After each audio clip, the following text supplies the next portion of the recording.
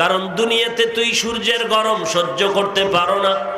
এক কাপ গরম চা ঠান্ডা না হলে তুই পান করতে পারো না। এক গ্লাস গরম দুধ তুই ঠান্ডা করতে না পারলে পান করতে পারো না।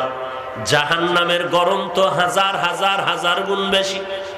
500 বছর দূরের থেকে জাহান্নামী গুনাহগারের জাহান্নামের আগুনের গরমে চামড়াগুলো খসে খসে পড়ে যাবে। এমন ভয়ঙ্কর ওই জাহান্নামের আগুন সহ্য করতে পারবি না রে গোলাম। এই জন্য আমি আল্লাহ আগেই তোরে জান্নাত দিয়া দিলাম। কেমন দিলাম জানো? মদিনাওয়ালা নবী বলেন, জমিনের মধ্যে যত মানুষ এসেছিল আসতেছে কিয়ামত পর্যন্ত আসবে, সবার নামে বরাদ্দ করা জান্নাতে একটা বাড়ি লেখা আছে। ফেরাউনের নামে জান্নাতে ঘর, নমরুদের নামে